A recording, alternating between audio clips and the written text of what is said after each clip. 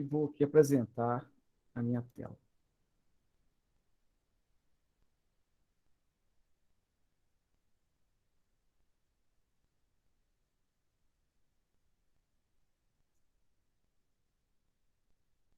Então, pessoal, vocês estão vendo aí a tela do meu computador? Está aqui o Sim, PAPR3. Obrigado, tá ok? Então, quando eu estiver com a tela apresentando, né, alguém quiser fazer alguma pergunta, façam pela... Liga o áudio, né, fazer um favor. Chegando mais um aluno, deixa eu retornar aqui. Então, pessoal, nesse PAPR3, a gente está fechando aqui o nosso primeiro bimestre. Então, vocês viram, né, que a gente já não lançamos mais assuntos novos, né? O que tinha que ser trabalhado já foi. Então, o objetivo nesse último PAPR do primeiro bimestre é a gente fazer uma revisão aqui, né? Então, esses exercícios todos foram nesse sentido, de revisar o conteúdo trabalhado, né? E vamos postar, né? Amanhã cedinho eu vou estar postando para vocês a nossa avaliação bimestral. Que vai ser sobre esse conteúdo trabalhado até agora, né? E essa avaliação vocês vão ter uma semana, pessoal, para resolver. Então é bem tranquilo, né? O processo. Vocês vão ter mais tempo mais do que o suficiente, né? Não vai ser uma avaliação complexa, vai ser exatamente em cima, né, daquilo que está sendo trabalhado, tá ok? No nível também do que está sendo trabalhado. E no mais, pessoal, né, era dar esse recado para vocês da avaliação, e agora eu quero saber de vocês, né, se tem alguma avaliação, se alguém quer falar alguma coisa, né? Vocês querem que a gente comente algum aspecto, algum assunto específico, né, do livro? o professor, sobre a pontuação, os outros 7 pontos vai ser por prova? Não, não, tá vendo? Esses exercícios aqui Aham. vão valer 1 ponto. E a prova é 6. A divisão Olha, nossa aqui é professor, isso, né? Oi? podia ser mais um pouquinho, né? A prova, você fala, ou os Não, os exercícios? exercícios. A prova nada mais é do que exercícios também, né? Infelizmente, a gente tá, né? A prova vocês vão fazer em casa, né? Ela vai ser talvez até mais fácil que os exercícios, Então, aí entendeu? 2 de exercício e 5 de prova. É que aqui no IF, né, tem essa regra, né, da prova bimestral e a gente trabalha, né, com 4 pontos de exercícios, né, de um trabalho, de uma forma geral, e 6 pontos de prova, sabe? Isso já é um procedimento nosso. Eu prefiro manter, mas eu te confesso, né, que quem fez os exercícios todos vai fazer uma ótima prova, não tem como, entendeu? Porque é uma prova tranquila, né? Temos que fazer uma avaliação, né? E o sugerido é que a avaliação tenha esse valor, entendeu? Então, por isso que a gente vai manter isso, né? Melhor a gente não ficar mexendo, né? Mas não, a prova não é para preocupar, não. A prova é uma prova bem tranquila, tá? E vocês vão ter mais do que condições, né, todas para fazer. E a gente ainda vai ajudar, pessoal, tá? Se tiver qualquer questão, eu não vou dar respostas, tá? Mas qualquer questão, se você não entendeu a questão, pode me mandar um WhatsApp, né, que eu vou explicar a questão para vocês, né? Uma breve revisão, né? Isso, lógico que eu não vou dar a resposta, mas, né, até mesmo a prova a gente vai estar ajudando, ok? Então, pessoal, alguma dos assuntos em si, né? Ficou alguma dúvida? Vocês entenderam o que foi trabalhado aí nas videoaulas, né? Os exercícios, vocês estão conseguindo fazer, tá? Eu preciso saber de vocês, né?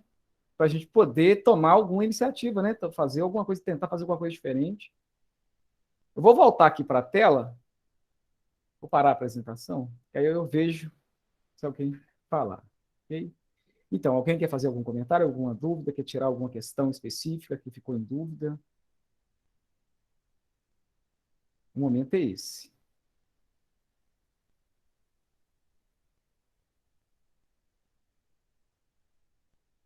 Então, pessoal, vocês querem que a gente faça uma breve revisão? Né? Isso já foi feito, mas a gente pode fazer aqui novamente, né? Sobre a matéria. Vocês que mandam. Se o senhor quiser fazer uma revisão, seria muito bom. Beleza, Roberta. Vamos falar aqui. E nesse meio tempo, né, se tiver alguma coisa específica, tá? Alguma parte do livro que chamou mais atenção, que gerou alguma dúvida, fique à vontade para me parar aqui, tá? Vou fazer um rápido apanhado novamente aqui. Não falei, né? Não, mas pode ajudar de alguma forma, né?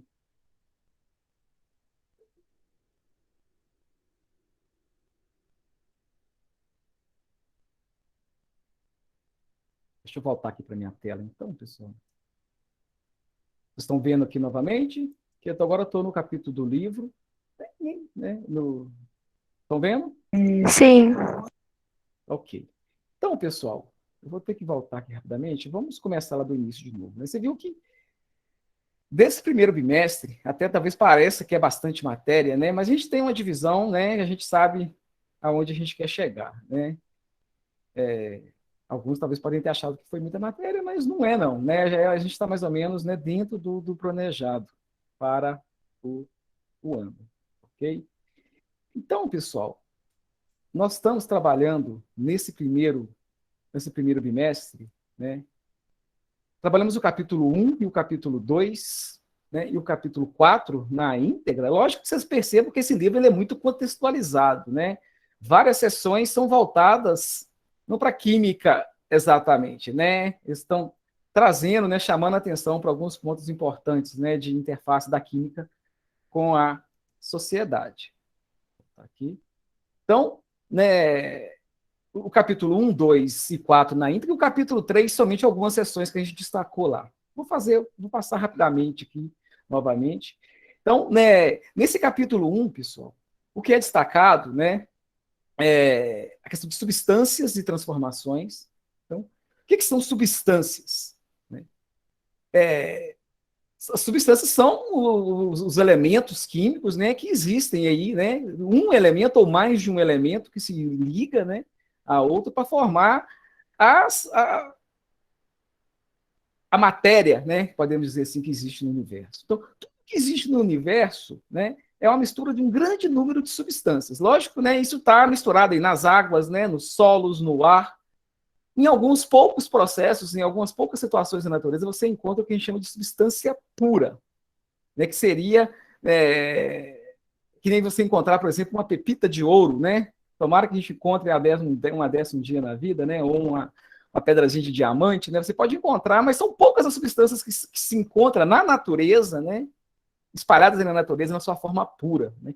A grande maioria das substâncias, elas estão misturadas com várias outras, em vários estados físicos diferentes. Né? Então, a natureza é isso, né? O nosso planeta, o nosso organismo, o nosso universo, né? É formado por uma série, né? Uma gama de substâncias as mais diferentes possíveis. Né?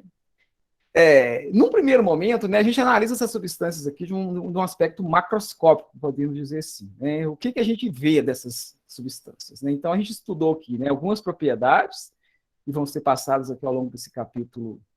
Né? Desse capítulo 1, pessoal, né, as sessões que realmente importam aqui para a gente, né, é a seção 2, que vai falar das transformações químicas, né, as reações químicas.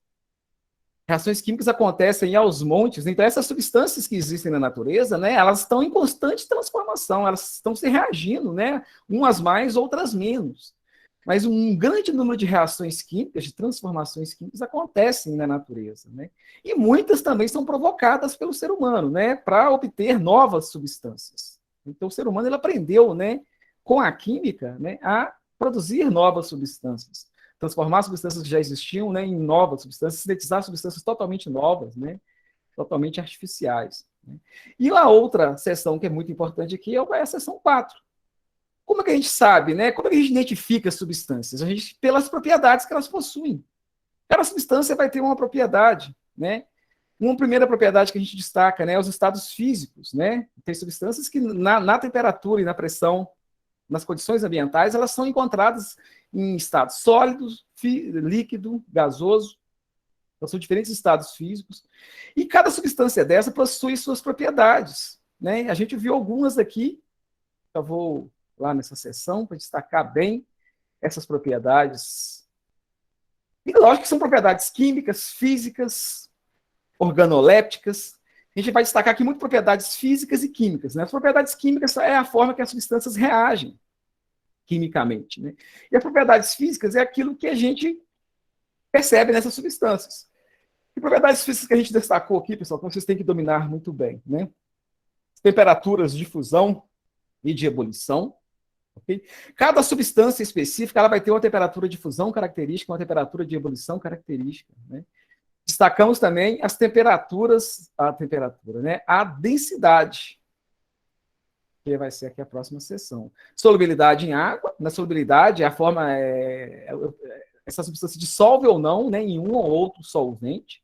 Quando a gente pensa em solubilidade, né, a gente vai pensar muito no que a gente vê no nosso dia a dia, né, que a gente dissolveu o sal em água, açúcar em água, né, a gente faz isso o tempo todo, a gente vai fazer um suco. Você está fazendo ali, você está dissolvendo uma substância em outra. Então, a solubilidade é uma propriedade das substâncias, né? Tem substâncias que se dissolvem muito bem, por exemplo, em água, né? Outras não. Então, é uma propriedade importante também, que vai ajudar a gente, né, a diferenciar as substâncias, a separá-las. Okay? E também, assim, que já ficou para trás, né, a densidade. Né? Chegamos a pedir vocês fazerem alguns cálculos, né? Calcular a densidade, ela é fundamental, é simples, né? É a massa, né, de uma certa amostra dividida pelo volume daquela amostra.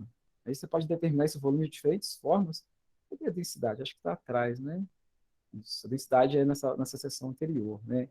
A relação em massa e volume. A densidade também é uma propriedade das substâncias. Cada substância, né, tendem a ter densidades diferentes. Logicamente, eu posso ter substâncias diferentes com a mesma densidade, uma densidade muito parecida. Mas é uma propriedade das substâncias. Ok? E as substâncias puras, pessoal, então elas vão ter essas propriedades muito bem características, né? Já as misturas, porque na natureza, como eu falei, né, a grande maioria dessas substâncias estão encontradas misturadas umas às outras. E a gente precisa separar essas substâncias para uma série de aplicações que nós precisamos, né? A gente precisa, às vezes, da substância. O conceito de puro aqui, ele é muito relativo, né? Mas a gente precisa da substância o mais puro possível. Então eu tenho que separar ela de alguma forma, né? E a gente separa as substâncias com base nas diferentes propriedades que elas possuem. Então é importante a gente conhecer as propriedades, as principais propriedades, né? E conhecendo essas propriedades a gente vai poder, né, propor, né, e realizar realmente, né, técnicas de separação de materiais. Então o termo material, o nosso livro ele usa, né, para qualquer mistura de substâncias. Então, ele vai destacar aqui diferentes tipos de materiais, tá? Essa seção 2, né? Desse capítulo, né? A seção 2 e a seção 3, aqui, se eu não me engano, são as mais, né? Vão tratar realmente de química, né? As outras sessões aí são sessões, como eu falei, são todas voltadas, né? Mostrando essa aplicação da química em outros meios, né? Em outras situações. Mas o foco nosso, né? Na química específica, né, vai estar nessas sessões. Então, aqui na sessão 2, ele vai apresentar essa questão dos diferentes tipos de materiais que existem na natureza, okay? Homogêneos, heterogêneos, né, os vários nomes. Não precisa se preocupar tanto com esses nomes, pessoal. O que é um agregado, o que é um coloide, o que é uma mistura, o que é uma solução. Esses termos, né, a gente não vai cobrar de vocês no momento a decoreba desses termos, ou alguns exercícios, né, destacaram. É exercício para fazer em casa, né? Numa avaliação, o que a gente precisa saber realmente disso é entender que existem diferentes tipos de materiais aí na natureza, né? Muitos que a gente usa até muito no nosso dia a dia, ok? Então, a gente tem vários tipos de materiais na natureza e em muitas situações a gente precisa separar esses materiais. Okay? Então, aqui ele vai falando de tudo isso, de todos esses tipos de materiais. Aqui ele dá uma resumida, né? De todos os tipos de materiais que estão encontrados na natureza, as classificações que foram feitas, né, em cima desses materiais. Então, a gente tem contato com isso aqui, né, o tempo todo. Soluções, misturas, agregados, colóides. Cada um tem uma característica aqui própria, né? Mas o importante, né, o químico, ele precisa separar materiais em muitas situações, né? A gente temos essa necessidade, né? A indústria química faz isso o tempo todo. Às vezes misturam-se coisas, mas muitas vezes também a gente tem que separar coisas. E para separar, a gente vai se valer das propriedades, principalmente físicas e químicas desses materiais. Então, né, vão ser destacadas aqui algumas técnicas de separação que são muito comuns, né, na indústria, no nosso dia a dia, né, em estações de tratamento de água, de esgoto, né, no meio agrícola, né, no meio rural, a gente separa muitas coisas, né, para diversos fins aí. Então, ele vai lá falar aqui da filtração, né, da decantação, centrifugação, flotação, né, destilação, muito importante até a nossa região, né, uma região que produz muita cachaça, né, uma região, algumas cidades aqui vizinhas, então, né, é o famoso alambique, que é um destilador, né, que já é usado há muito tempo, né, aqui está uma palha de destilação, né, que é muito comum em laboratórios, né, uma miniatura. E destilação fracionada, que é só um aperfeiçoamento da destilação, a cromatografia e a extração do solvente. São as técnicas, né, que ele destaca aqui nesse capítulo. Ok? Também fala um pouco de recristalização. Então, isso é a forma de separar, né? São as formas que existem, e elas são perfeitas, não, mas elas permitem, né? Elas são usadas para se separar. É importante que vocês entendam, né? Cada propriedade dessa, saibam os detalhes, né? Em que se baseia cada propriedade dessa, né? Em que ela se baseia? Em propriedades físicas. Cada uma delas aqui tem uma propriedade física específica que é usada, né? E que é diferente para os componentes da mistura. Então, você consegue fazer uma separação. Ok? Essa é a primeira parte, os capítulos 1 e 2. Né? Então, você vê que realmente a seção 3 e 4 aqui, né, que são as que trazem realmente, né, conteúdo específico de química. As outras são todas, né, de assuntos correlacionados, né, demonstrando que é importância e coisas importantes para a nossa sociedade. O capítulo 3, pessoal, né, é um capítulo muito para leitura. Eu vou destacar somente algumas partes aqui. Então, né, ele está destacando muito aqui a importância da ciência, né, destacando que a química é uma ciência. E é bem importante ressaltar para vocês, pessoal, que estão fazendo, por exemplo, o curso de técnica agropecuária, né, para lidar com o ramo agrícola, né? E a ciência está presente na agropecuária o tempo todo, tá, pessoal? E muito, né? Que bobo é quem não usa a ciência para seu favor, né? A ciência, ela permitiu ao ser humano, né? Ela deu um poder para o ser humano. Então, só no meio rural, a gente destaca, por exemplo, né, o melhoramento genético que é feito, né, com plantas e animais. É baseado na ciência, que é a genética, né? Os fertilizantes químicos, já é química, né? Os defensivos agrícolas, né, os famosos agrotóxicos, né? São produtos químicos. São uma série de vacinas, né, que são usadas aí aos montes na pecuária, né? Na criação de frangos, de suínos, de bovinos. Então, né, o meio agrícola, né, pode ser considerado um meio tradicional, mas ele usa a ciência o tempo todo, né? Ela foi usada, tanto é que permitiu um grande avanço, né, nessas áreas. Então, é muito importante a gente ter, né, que a ciência tem sido muito atacada, a gente está destacando isso, né?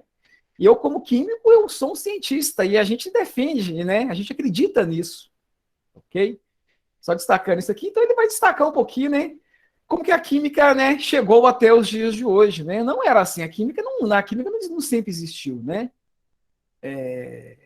Ele vai falar um pouquinho da alquimia. A alquimia não é química, né? A alquimia era mais uma magia, tinha aspectos químicos, né? Ela foi muito importante para a química, mas a alquimia não era uma ciência, né? A alquimia era muito mais voltada, muito mais religiosa, muito mais mística, né? Do que, né, a ciência não pode ter, né, o que a alquimia tinha, mas a alquimia foi muito importante para se desenvolver, né, a química, né, ela forneceu a base, né, para o surgimento da química. Então vai ser destacado isso, né, uma parte que a gente quer que vocês leiam, tá? E aproveitem isso aqui, pessoal, né? A gente não manda vocês lerem isso aqui de bobeira, né? É porque a gente sabe que isso aqui é importante, né? Isso vai fazer uma diferença para aqueles que se adentrarem e entenderem, né, essas ideias que são tratadas aqui, ok? Então, essa primeira sessão, ela vai falar disso, né? Vai falar como que é a ciência, né? Em que se baseia a ciência, o famoso método científico. Então, né, a alquimia não existia um método científico, né? A química, sim, a física, a biologia, né, as ciências sociais, como ele destaca aqui, existe um método, pessoal, para se colher dados, né? Por isso que nem sempre a ciência está falando a verdade, mas ela está sempre buscando a verdade. E a verdade acaba sendo revelada no processo, né? Muitas ideias erradas já foram defendidas pela ciência. Depois mostrou-se que aquilo estava errado, a própria ciência, né? Mas para falar que a ciência tem que existir, tem que usar o método científico. É o que ele vai estar explicando aqui, a questão das hipóteses, né? A ciência é baseada em experimentação. Okay? É uma coisa bem lógica, né? Igual, por exemplo, na agricultura, né? Como é que se sabe que um adubo químico lá, ele é bom? Por que a gente usa um certo adubo específico, né, para uma determinada lavoura? Por que a gente sabe que ele é bom? Foram feitos experimentos, né? Fazem experimentos onde não colocou nada, onde colocou um adubo X, onde colocou um adubo Y, um adubo Z, irriga tudo aquilo da mesma forma, né? E vê qual que produziu mais. É sim, a ciência ela é simples, né? Ela busca a simplicidade. A ciência busca essa simplicidade, que não tem que complicar muito, né? E ver o que funciona melhor. Né? A ciência se baseia em experimentação, né? Experimentação é a palavra-chave, né? Toda a ciência é baseada em experimentação, são feitos experimentos, né? E com base na análise daquilo que os experimentos mostram, né, é que vai ser elaborado as famosas leis, teorias, né, modelos, da ciência. Ok? Então, aqui vai destacar como que surgiu a química em si, né? A química nesse formato moderno que nós conhecemos. Ok? Mas também é toda uma questão de história, né? É importante vocês verem que a química não surgiu do nada, né? E não parou aqui, pessoal, né? E todas as demais ciências, mesma coisa, elas estão em avanço, em evolução. A ciência sempre vai estar evoluindo. Ok? A questão do conhecimento e senso comum, tá? Como eu falei, o conhecimento científico, ele é interessantíssimo, tá? Mas ele não é o único. A gente vive sem ciência, mas a gente está só melhorando quanto mais a gente usa a ciência. Né? Quanto mais a gente usa a ciência, a tendência é a gente fazer escolhas mais acertadas, né? Quando a gente se baseia na ciência. Tá? Então, ele vai destacar essa questão da diferença de ciência para o senso comum. Você me viu a questão de leitura. Aqui, pessoal, já é uma discussão antiga sobre a natureza da matéria, né? Nós vamos, como a gente vê na seção do capítulo 4, né, sobre átomos, átomo é partícula, né? Mas antes de se conhecer os átomos, como a gente conhece hoje em dia, a gente já tinha essa noção que a matéria, né, tudo que forma todas as substâncias, elas tinham natureza corpuscular, né? Minúsculas partículas que formam, né, o todo. Então, essa ideia já vem de algum tempo, ele vai discutir isso aqui um pouquinho, né? Mostrar. E vai chegar nesse conceito que é importante aqui para a gente, substâncias simples e compostas. Né? Esse conceito ele vai ficar mais claro, né, na próxima, no capítulo 4, né? Mas substância simples é uma substância que é formada somente por um mesmo tipo de átomo. Né? E substâncias compostas, elas têm mais de um tipo de átomo diferente. Né? Aqui, por exemplo, esse exemplo deve ser o que está falando aqui. Né? Aqui, por exemplo, isso poderia ser a representação do gás oxigênio. Né? O gás oxigênio ele é formado por 2 átomos de oxigênio ligados. Né? É uma substância simples, só tem átomo de oxigênio. Né? No caso específico, 2, né? Um ligado ao outro. A gente vai entender isso aqui ainda. Como que um átomo se liga a outro? Né?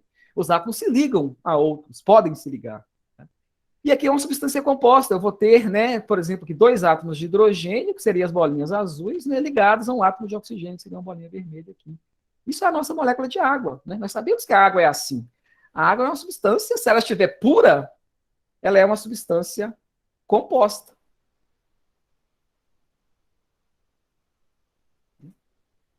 Então, substâncias simples e compostas é simplesmente essa questão, né? Se tem mais de um tipo de átomo, né? Se tem átomos diferentes formando aquela substância.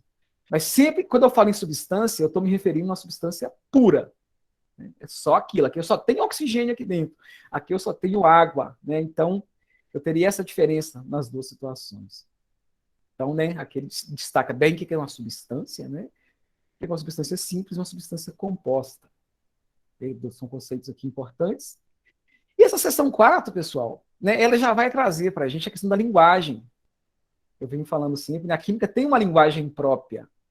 E a gente precisa saber, né, um mínimo dessa linguagem. A gente não vai ter que, como já foi muito tempo cobrado, decorar essa linguagem. Né? A gente não vai decorar, a gente vai aprender essa linguagem aos poucos aqui.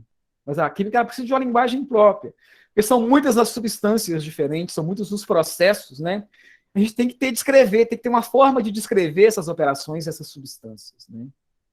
Então, né, aqui ele define muito bem o que é a química, né? E vai falar um pouco dessa linguagem. Né? Já usamos várias linguagens, pessoal. Né? E como acontece com as demais ciências, essa linguagem ela foi se aprimorando para ficar uma linguagem mais racional. A gente está falando aqui de uma coisa científica. E a ciência, pessoal, ela sempre vai se privar, né? Pela simplicidade, né? Pela precisão. Então, a química, sentir a necessidade de ter uma linguagem universal, né? Que em qualquer parte do mundo que você tiver, né? Você vai estar falando da mesma coisa, você está usando a mesma linguagem para se referir. Isso tem que acontecer nas ciências, né? Existem as várias línguas, mas tem que ter uma linguagem universal. Cada ciência tem a sua. Porque senão um japonês não conseguiria conversar de química, né, com um brasileiro, por exemplo. E a gente consegue, né? Você consegue ler um trabalho com um japonês falando uma molécula de água, ela é representada exatamente da mesma forma aqui no Japão, nos Estados Unidos, em qualquer parte do mundo. Okay? Então, né, nesse primeiro ponto, aqui já indo para a questão moderna, né, a gente vai ver que a gente usa para representar as substâncias químicas, a gente representa ela na forma de fórmulas. As fórmulas químicas, pessoal, é uma forma de a gente escrever no papel, né, representar no papel as substâncias. Existem muitas substâncias diferentes, né? Então foi criada uma linguagem própria, uma simbologia própria, né? A primeira simbologia que a gente vai estar aprendendo, principalmente, né, no próximo capítulo agora, no segundo bimestre, que vai ser a tabela periódica, né? A gente vai fazer todo esse apanhado de como que a gente representa, né, as substâncias. Mas existem diferentes elementos químicos, né? A gente vai ver que, né, que todas as substâncias que a gente conhece, que são milhares e milhares, milhões, a gente está na casa de milhões, de 10 milhões de substâncias químicas diferentes que já são conhecidas, pessoal. Algumas naturais, muitas sintéticas. Mas todas essas substâncias diferentes que existem, elas são formadas, né? O número de elementos químicos diferentes que realmente existem não passa de 100. São 118, na verdade, né, atualmente. Sendo que, naturalmente, são 92. São elementos naturais. Então, todas as substâncias que existem, né, vai ser um ou mais de um elemento químico diferente que estão ligados para formar aquela substância. Então, a gente tem que ter uma simbologia para essas 118 elementos químicos diferentes, que é que vai formar todas as substâncias que existem. Ok? Então, né, para a substância, por exemplo, o hidrogênio, tá? O hidrogênio é uma substância, ele é um gás. Ok? Aqui tem várias. Vamos usar o oxigênio, que é um gás que a gente refere-se muito a ele, né? Que é um gás que a gente está respirando ele o tempo todo. Você sabe que a atmosfera que nos circunda aqui, ela tem 21% de oxigênio. Okay? O oxigênio é um gás, a gente representa ele nessa forma aqui, O2. Por quê, pessoal? Nós sabemos que o gás oxigênio, a substância oxigênio, é formada pelo elemento químico, que também, né, tem o mesmo nome, oxigênio, ele tem um símbolo O. E no caso do gás oxigênio, são 2 átomos de oxigênio ligados. Então a gente representa O2. O nitrogênio é N2, o enxofre, né, que existe na natureza, são 8 átomos de enxofre. Né? O ferro, já que a gente vê uma barra de ferro qualquer aí, né, uma faca, uma colher, ou pode ser de ferro ou de alumínio, né, uma colher de ferro, por exemplo, né, ou uma colher de alumínio, que está aqui embaixo, uma barra de alumínio usada em uma janela. Né? O alumínio ele já é formado por um único átomo, né, de alumínio. Que está ligado a outros átomos de alumínio, a gente vai ver que é uma ligação metálica. Tá? Mas existe uma simbologia própria. Cada elemento químico tem um símbolo. Aqui eu estou com alguns elementos químicos diferentes aqui. O hidrogênio, que é o H, o nitrogênio, o oxigênio, o enxofre. O ferro. O ferro, tá vendo? Já tem uma segunda letra. O iodo só tem uma única letra. O alumínio já tem uma segunda letra. Então, a simbologia dos elementos químicos, pessoal, né, ela foi proposta, né, no final do século XIX, a que a gente usa atualmente, né, um sueco chamado Berzelius. Ele usou essa seguinte notação, né, a primeira letra, e essa primeira letra, pessoal, que é usada aqui como símbolo, né, ela vem do nome do elemento químico em latim, ou grego, em algumas situações, né, grego ou latim. E como tinha elementos que tinham a mesma letra inicial, aí usa-se uma segunda letra, né? Por exemplo, o ferro é Fe, porque tem um outro elemento chamado flúor. E aí o flúor é o F sozinho, né? O alumínio, né, é o Al, e aqui vai. Isso aqui talvez são todas substâncias simples, porque só tem um único tipo de átomo ligado, tá? Mas isso é uma anotação, é uma fórmula. E aqui a gente também substâncias, né? O que a gente chama de alótopos, né? A gente tem diferentes tipos de oxigênio. A gente tem o oxigênio, né? A gente tem diferentes substâncias formadas pelo elemento oxigênio. Né? Uma é o gás oxigênio. Uma outra, né, é o gás ozônio. Isso aqui é muito diferente, pessoal. O ozônio, por exemplo, né, a gente nem pode respirar, é um gás tóxico para a gente respirar. Né? O ozônio tem sido usado, inclusive, muito para fazer tratamento, né, de água. É muito moderno, né, um tratamento muito interessante para eliminar micro-organismos da água. Né? O ozônio a gente não é um gás que a gente pode respirá-lo. Tá? E já dá lá na estratosfera, né? O ozônio ele já nos protege, né, da radiação ultravioleta. Mas o ozônio não é oxigênio. Mas ele é formado pelo elemento oxigênio também. Só que são 3 átomos de oxigênio que se ligam para formar o ozônio. Tá? O oxigênio são 2. Carbono tem diferentes alótopos, né? Um a gente usa o tempo todo, que é o grafite, né? Nos nossos lápis aí. Mas o diamante, que já é uma coisa extremamente valiosa, é também formado pelo elemento carbono. Né? E aqui estão, né, os fullerenos, os nanotubos, né, são coisas novas aí que descobriram. Né? Isso aqui já são produzidos, não são naturais, isso aqui é artificial. Mas são estruturas, né, são substâncias à base de carbono. Tá? Fósforo. A gente usa muito fósforo vermelho aí nas caixinhas de fósforo, né? Mas existe também o fósforo branco. São 4 átomos de fósforo. Só um minutinho. Isso, mas tudo é substância simples.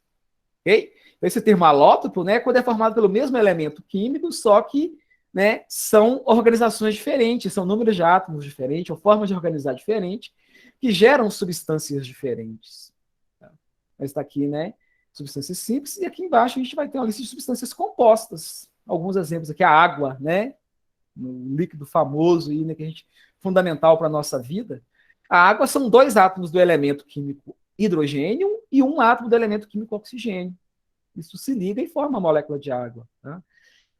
O ácido sulfúrico, um ácido forte, né, usado nas soluções de bateria, muita aplicação industrial esse ácido tem, ok? São 2 hidrogênios, 1 enxofre, 4 oxigênios. O cloreto de sódio, que é o sal, né, que a gente usa na nossa casa para temperar, né, alimentos, principalmente, né, nos dias atuais. É um átomo de um elemento chamado sódio. Tá vendo? Sódio, pessoal, o símbolo de sódio é Na. O que tem a ver sódio com Na, né? Que o nome sódio em latim é natrium. Então, né, Na vem do nome sódio em latim. É por isso que a gente usa o Na. O N sozinho é usado por nitrogênio, por exemplo, que está presente na amônia, né? Mas, né, o Na já é o símbolo do elemento químico sódio. Okay? O Cl é o símbolo do elemento químico cloro. O C sozinho é o símbolo do elemento carbono, como já destacamos aqui, né, que forma, por exemplo, o grafite, né, o diamante, o carvão é carbono também. E aqui a gente tem outros, né, o hidróxido de sódio, a soda cáustica, né, muito usada para desentupir pia, principalmente, né, a amônia, é um gás, muito usada na refrigeração industrial. O carbonato de amônio, também chamado de sal amoníaco, né, muito usado aí na culinária. Ele tem essa fórmula química. Então, a fórmula química, pessoal, ela lista quais átomos, em quais proporções, né, quais elementos químicos formam aquela substância. Então, isso são fórmulas. É importante, né? Como eu falei, a gente não precisa a gente decorar isso nesse momento, né? A gente, aos pouquinhos, a gente vai guardando essas simbologias. Ok? Aqui o último, né, o gás metano, né, o metano, que é formado por um átomo de carbono, 4 de hidrogênio, né? E aí formando o que a gente chama de metano, tá? É um gás, né? Conhecido também o gás dos pântanos, né? Regiões pantanosas acumulam muito esse gás. A gente vai ver muito ainda a equação química, as reações químicas, pessoal, principalmente no segundo ano, né? Nesse ano, mas no quarto bimestre, a gente vai ver bastante reações químicas também. Então, a gente tem que representar uma reação química, um processo químico. Né? Um dos grandes focos da química é entender as transformações químicas, né? As diversas reações que acontecem na natureza. E aí, para a gente representar uma reação, pessoal, a gente sempre vai usar essa simbologia, né? Reagentes, né? Uma seta, produtos. Essa seta indica o sentido da reação. Do lado esquerdo, a gente vai colocar os reagentes, são aquelas substâncias iniciais, e produtos são aquelas substâncias finais, as substâncias que vão ser formadas devido àquela reação. Então, é dessa forma que a gente representa, né? Reações químicas no papel. Aqui está, por exemplo, a reação de combustão do carvão. Né? Quando eu queimo um pedaço de madeira, essa reação química numa fogueira, no fogão a lenha na nossa casa, quem tem, né? Essa reação que está acontecendo, né? O carbono, que está ali na madeira, ele reage com o oxigênio do ar e forma o CO2, né, que é o gás carbônico. Todos no estado, né, o carbono, né, da madeira está no estado sólido, o oxigênio do ar é gasoso e o CO2 que se forma é gasoso. O CO2 é o produto da reação, o carbono e o oxigênio são os reagentes. Aqui uma outra reação, o nitrogênio, né, o gás nitrogênio reagindo com o gás hidrogênio, formando amônio. Esses números que aparecem na frente, pessoal, indicam o tanto, né? Aqui é uma molécula de nitrogênio que vão reagir com 3 moléculas de hidrogênio.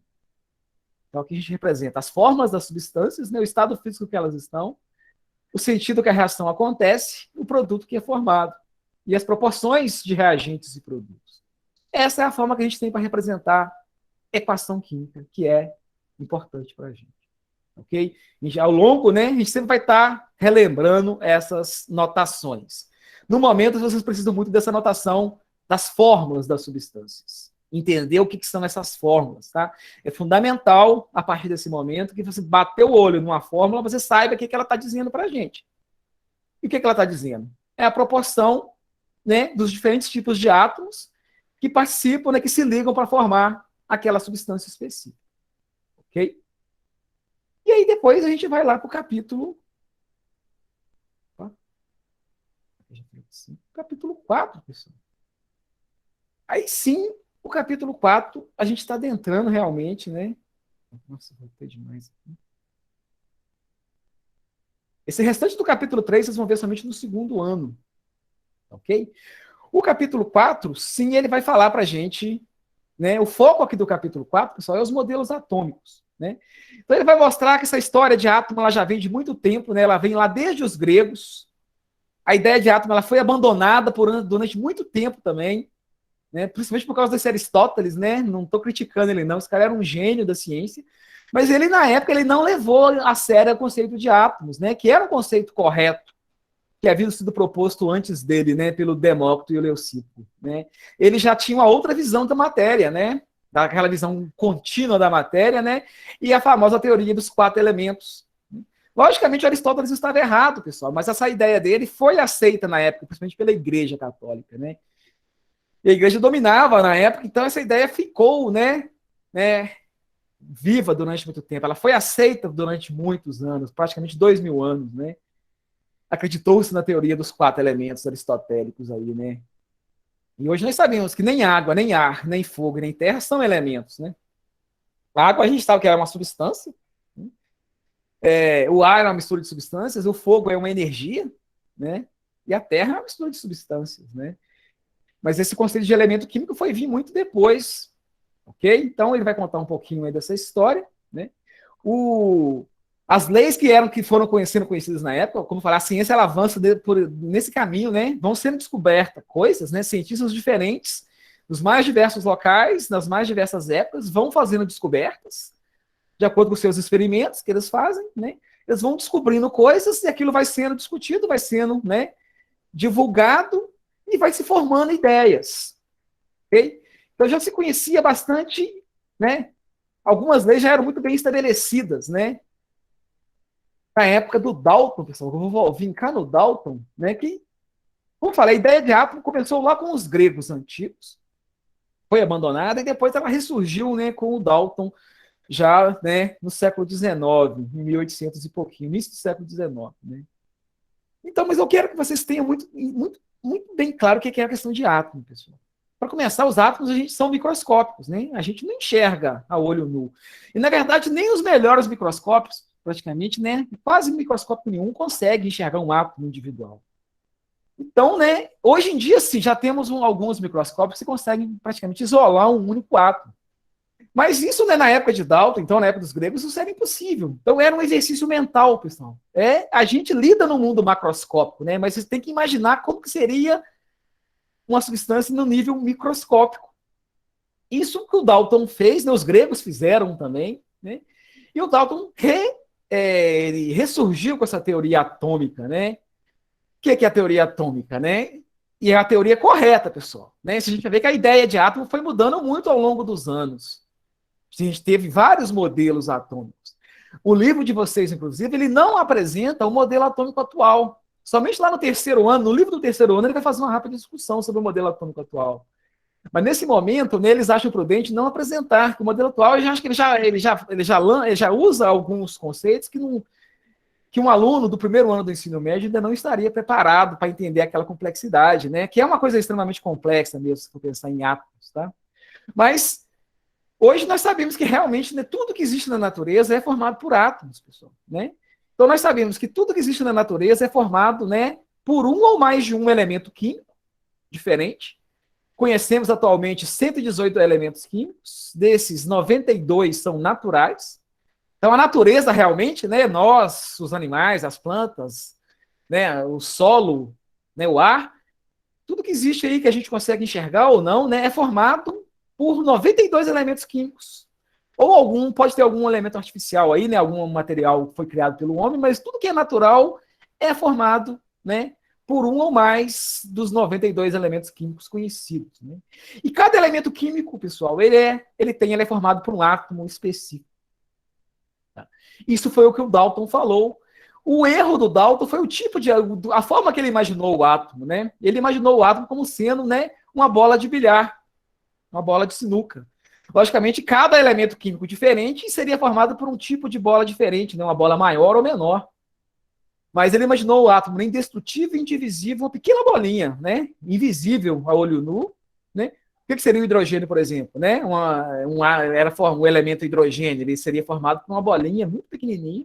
O oxigênio seria um outro tipo de bolinha um pouquinho maior, e assim por diante. Né? O modelo dele foi bem elaborado, mas ele enxergava os átomos, né? A menor porção de matéria, como pequenas bolas de bilhar.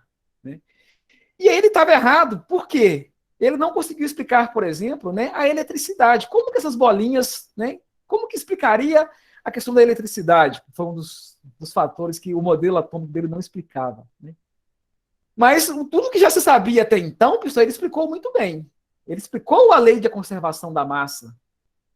Ele explicou as leis das proporções que já eram conhecidas na época. Né? Então ele conseguiu explicar as reações químicas que se conhecia na época.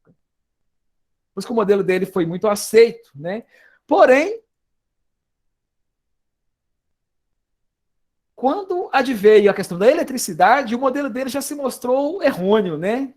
Não falava-se nada a respeito de eletricidade, né, no modelo atômico de Dalton. Não tinha entender como que entender a carga elétrica, né? Se o átomo é uma bolinha de bilhar dessa indestrutível, indivisível, né? E aí foram vindo, né, novas ideias. O modelo dele durou praticamente 100 anos. Mas com esse, né, porém, o fato de não explicar a questão da eletricidade, mas como ele explicava muito bem o que já se conhecia até então, né, ele continuou sendo utilizado. Né, até hoje a gente usa o modelo de Dalton para alguns fins, né. Mas, pessoal, né, o modelo de Dalton caiu definitivamente com esse camarada aqui, né, um experimento que o Thomson fez, né. Deve ter uma fotinha dele aqui, né. Aqui ele vai discutir toda a questão da carga elétrica, né, que já se conhecia na época, né? E aí o Thomson, cadê a fotinha dele? Esse camarada, né, Joseph John Thomson, né? É um físico inglês. Ele usou nesse tipo de, não era um experimento tão complexo. Esse cara ganhou um prêmio Nobel, né? O material de trabalho dele não era nada tão complexo, né? Ele usava as famosas ampolas de Crookes, que foi desenvolvida por esse Crookes, né? E aqui, pessoal, ele provou com esse experimento que os elementos, as substâncias que ele usou substâncias metálicas, né? Ouro, prata, coisas que ele conseguia pura na época. Ele percebeu que essas substâncias, né? Existia dentro dessas substâncias partículas carregadas negativamente. E aí, lógico, caiu toda aquela questão do modelo de Dalton, né? O átomo tinha uma outra partícula ali dentro, ele tinha como quebrar, sim, um átomo, né? Existem partículas menores ali dentro ainda, que ele chamou de elétrons, né? Que seriam partículas carregadas negativamente. E como existia uma partícula negativa e o átomo em si era neutro, teria que existir também alguma coisa positiva. Então, né, o experimento que o Thomson fez derrubou realmente o modelo de Dalton, né? Lançou uma nova luz. Opa, né? Pensaram na época, né? Um átomo não pode ser, não, do jeito que o Dalton falou, né? Como que a gente explica essas partículas que a gente consegue arrancar dos elementos químicos, né? Essas partículas negativas que existem. E essas partículas eram iguais, pessoal, o que intrigou, né? O elétron, né, como eles chamaram na época, que era expelido por esses materiais que eles usaram nesses experimentos, o elétron que o ouro emitia era idêntico ao elétron, né, que o ferro emitia, que o cobalto emitia. Então, independente de qual fosse o material, todos eles eram formados de elétrons. E também alguma coisa positiva. Okay? E ele propôs esse modelo que ele chamou, né, de pudim de passas. Que é muito comum, né, na Inglaterra, né, é chamado pudim de passas. A gente não usa muito aqui no Brasil, não. O pudim de passas, na verdade, nem é um pudim. Né, para nós, a gente chamaria isso de um bolo. Né? Mas ele imaginou, né, um pudim de passas é essa foto que tem aqui, na verdade. Né? Isso para nós não é um pudim, né? Como é que a gente chamaria isso? Né? Eu não chamo isso de pudim, não. Né? Mas esse aqui, né, é o que eles chamam de pudim de passas lá, né? É um pudim, como a gente conhece aqui, né? Só que ele é impregnado de uva passas, né? Então ele imaginou uma coisa parecida com isso num átomo, né? Uma esfera maciça de carga positiva e com partículas negativas incrustadas, que seriam os elétrons, né? E aí ele tem todos os seus detalhes do seu modelo. Foi uma forma de tentar explicar o que o experimento dele mostrou. Mas pouco tempo depois, né, um aluno do Thomson, né, que é o Rutherford, já usando, pessoal, uma tecnologia nova que surgiu na época, que era a questão da radioatividade. Então, essa sessão aqui ele vai discutir a radioatividade, né? Vocês vão estudar a radioatividade ainda mais a fundos, né? Mas no segundo ano. Aqui ele só explica como que descobriram, né, a questão da radioatividade. E o que é importante aqui para a gente é que o Rutherford, esse camarada, um neozelandês, né, ele usou, né, um material radioativo, que ele usou no caso plutônio, né, que emitia partículas radioativas, para fazer um desenho de um experimento muito interessante. Na verdade, ele usou polônio, né, desculpa, que é também um elemento radioativo, que havia sido descoberto há pouco, inclusive. Ele usou esse elemento que emite partículas alfa, que é uma partícula positiva, e fez esse experimento. Esse experimento lançou uma nova luz, né? De cá ele percebeu que o modelo, né, do Thomson continuava errado também, né? Que ele viu que o átomo tinha muito espaço vazio. Essa foi a grande sacada do Rutherford. O experimento dele, ele interpretou muito corretamente, né? Como as partículas atravessavam, né, a lâmina de ouro, por que ela atravessava? Porque ela não se chocava com nada. Se ela não se chocava com nada, é porque tinha espaço vazio ali. E aí ele enxergou o átomo, né, nessa forma, que é muito comum até, né? A gente, em livros de química, imagem de química, a gente sempre vê essa imagem de átomo aqui. Hoje nós sabemos que o átomo nem é assim, tá, pessoal? Mas esse modelo ele ficou muito forte, né? Ele teve muita repercussão. Porque, né, o Rutherford teve que propor alguma coisa. Ele viu que o átomo tinha muito espaço vazio.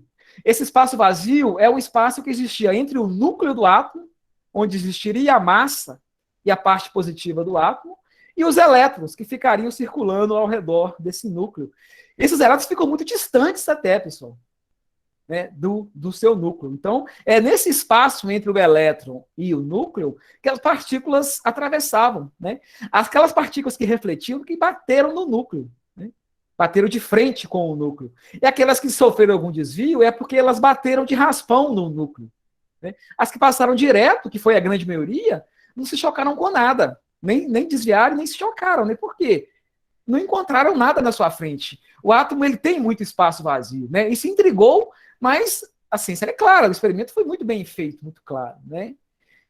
E é isso. Então passou-se a ver o átomo já, né, como uma coisa totalmente partida. O átomo, né, longe de ser agora uma grande esfera, né? O átomo já existia partículas nele que eles chamaram, né, de elétrons, as partículas negativas, né? Os prótons, que são as partículas positivas que existem no núcleo, e também, né, passou alguns anos, né, na década de 30 do século passado, descobriu-se os nêutrons.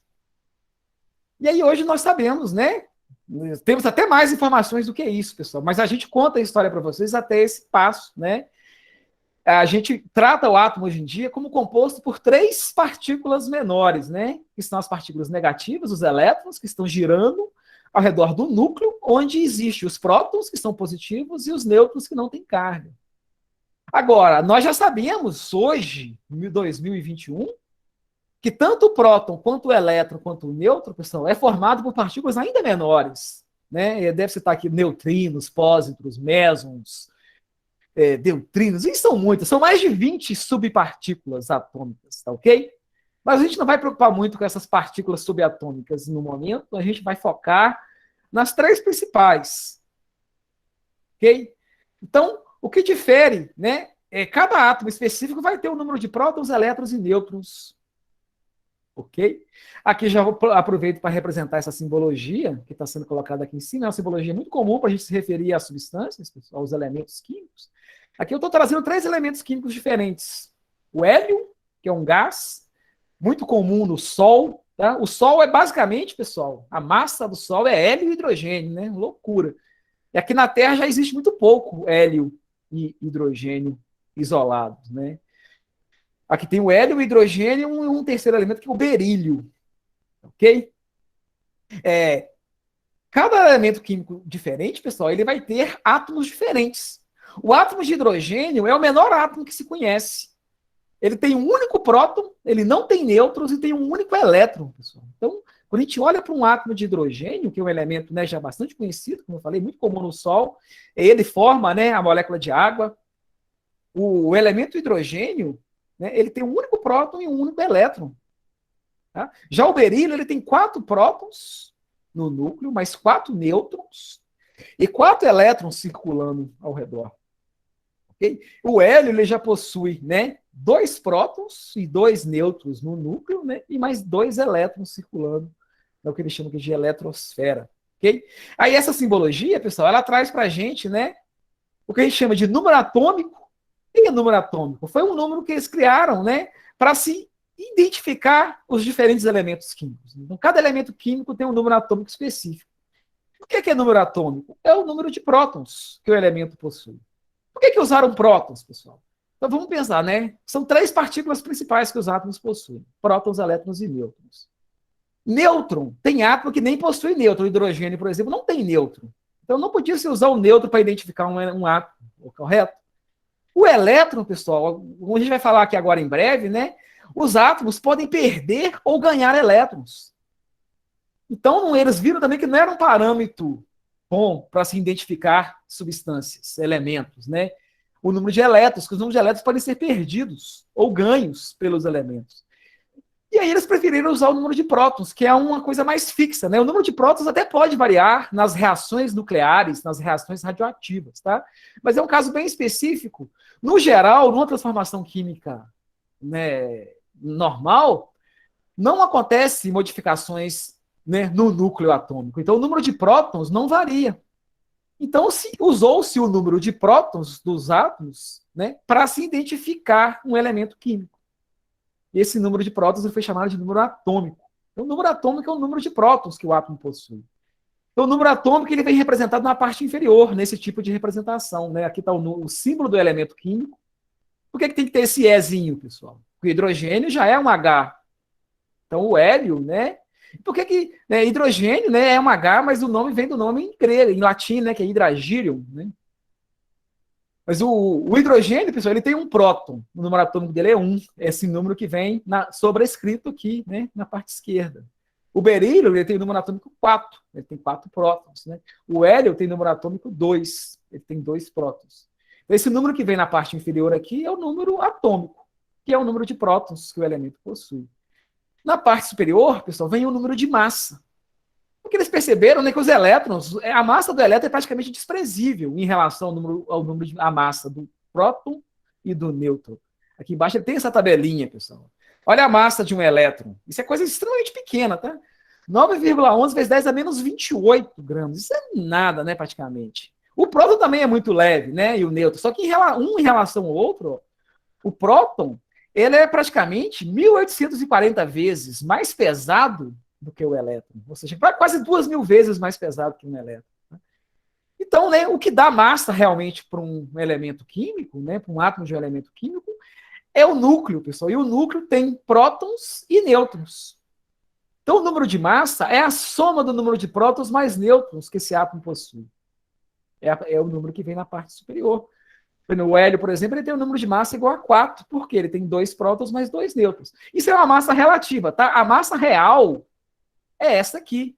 A gente vai usar muito a massa relativa. A massa relativa do próton a gente chama de 1. A do nêutron é muito parecida com a do próton. É também 1. A do elétron é muito menor, né, na massa relativa do elétron em relação ao próton.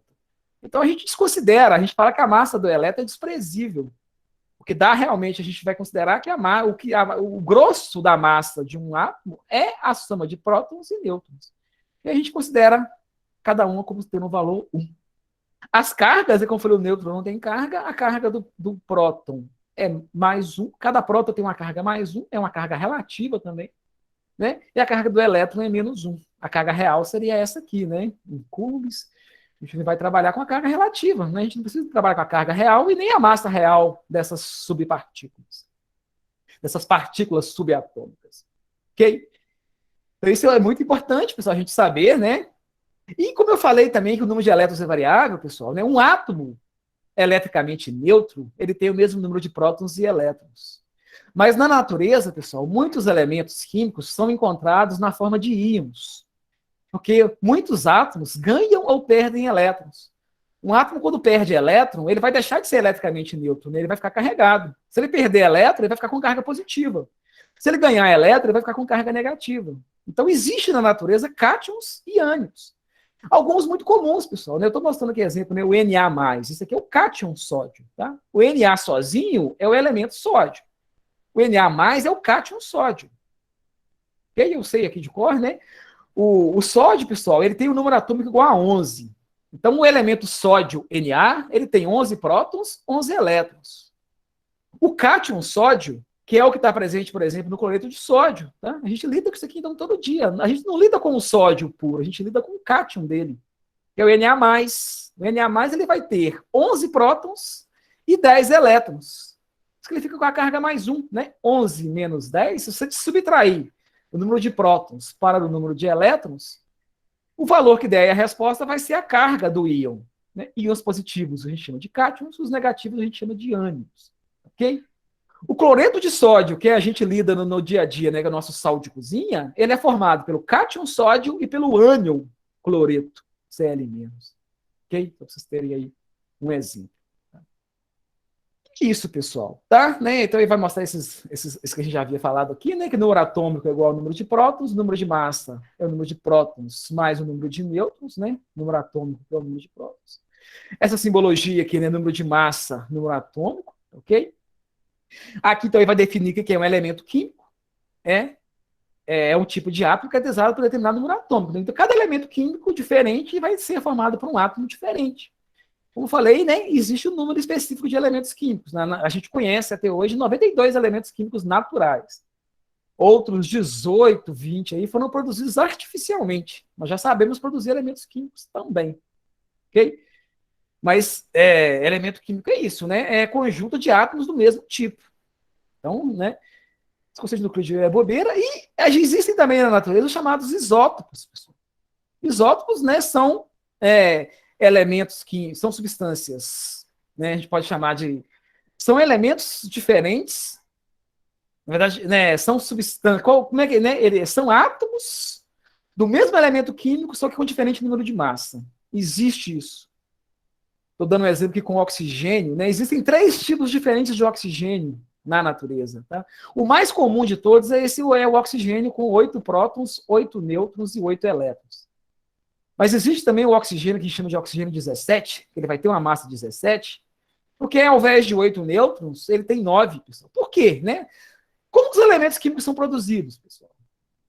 Você sabe que aqui na Terra, hoje em dia, a gente consegue produzir elementos químicos artificiais. Né? Você usa uma energia estupenda, você faz o que a gente chama de fusão nuclear. Mas os elementos químicos que existem na Terra, os naturais, eles são produzidos nas estrelas. Como eu falei, o Sol é uma estrela de nada. O Sol é besteira perto de outras estrelas maiores que tem no universo. Tá? O Sol só produz basicamente hidrogênio e hélio. Outras estrelas produzem elementos mais pesados, como o oxigênio, o nitrogênio, o ferro e assim por diante. Então, por exemplo, a estrela que consegue produzir oxigênio, ela não produz um único tipo de oxigênio, né? Ela consegue produzir também oxigênio com 9 nêutrons e também até com 10 nêutrons. Isso é tudo produzido junto. A maior parte é 1 com 8. Okay? Mas como vai ter... O que identifica um elemento químico é o número de prótons, todos eles são oxigênio. E o que define um elemento químico é o número de prótons. E é o mesmo para os 3. Mas eles têm massas diferentes. Então, eles vão ter propriedades físicas diferentes. Né? E propriedade química, não. Tudo isso aqui é oxigênio, vai reagir da mesma forma. Tá? E isótopo é um assunto importante, né, que isso ganhou muita aplicação, pessoal. Né? Hoje em dia se usa muito, por exemplo, os isótopos radioativos no tratamento do câncer. Né? Por exemplo, o câncer de tireoide, aqui na região do pescoço, né, usa-se, por exemplo, o iodo radioativo. E assim vai, né, usa diferentes elementos radioativos para diferentes tipos de cânceres. Né? São isótopos. O isótopo que está comum na natureza às vezes não serve, mas um outro isótopo dele pode ser útil em alguma aplicação. A gente usa muito o carbono 14, né, que é um dos isótopos do carbono, para fazer a datação. Né?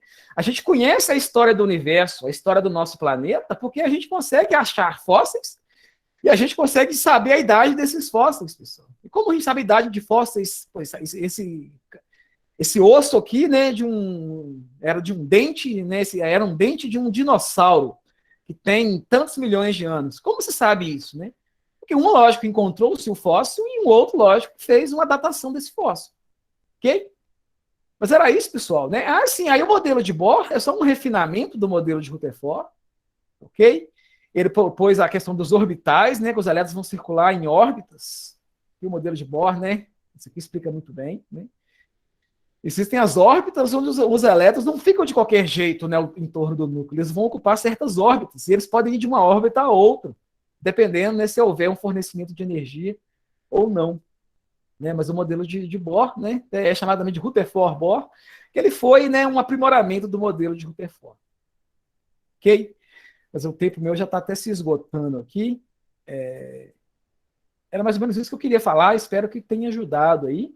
E, logicamente, né, talvez não sei se vocês têm aula, eu acho que tem aula, né, lógico, mas se alguém quiser perguntar alguma coisa, eu consigo responder rapidamente, é lógico, senão depois me mandem, né, pelo WhatsApp, tá ok? Para não prejudicar vocês aí na próxima aula. Ok, pessoal? Alguém tem alguma questão? Senão eu vou ter que desligar aqui, né, porque eu sei que vocês têm outra aula, eu já estou invadindo o tempo. Algo mais? Eu acho que tá tranquilo, professor. Não, que ótimo, tá? Mas estamos aí aberto. Amanhã eu vou estar lançando uma prova, pessoal. Então, qualquer dúvida na prova, não fiquem com vergonha de perguntar. Não podem perguntar. Como eu falei, eu não vou dar a resposta mastigada, não, mas eu vou dar o caminho. Tá ok? Tentar ajudá-los de alguma forma. Então era isso, pessoal. Uma boa tarde para vocês, uma boa outra aula que vocês vão ter aí, uma boa semana, boa prova, tá? Façam uma boa prova. Levem a sério, pessoal. Não tentem copiar, não. O que eu indico é isso, tá? Quer conferir com o colega? Até confira. Mas faça primeiro a sua prova. Tente aprender, né? Se esforce, pesquise, me pergunte, como eu falei, né? Que eu vou te dar uma dica, vou falar qual parte do livro você pode ir, para que vai te ajudar. Tá? Mas não adianta nada você simplesmente copiar uma prova de um colega, né? Não vai te ajudar em nada isso. Você está fazendo uma coisa que qualquer um poderia fazer, né? Tente fazer diferente, né? Tente ser proativo aí nesse momento. É a dica que eu deixo para vocês. Beleza? Fiquem com Deus. Eu encerro aqui a gravação. Em breve teremos novas aulas síncronas, né? A gente vai estar conversando mais aí. Ok, pessoal? Tchau, professor. Tchau, gente. Tchau, professor. Tchauzinho a Obrigada. todos, tá? Obrigado. Estamos aí, tá à disposição. Tchau, gente. Tchau, professor. Obrigada. Tchau.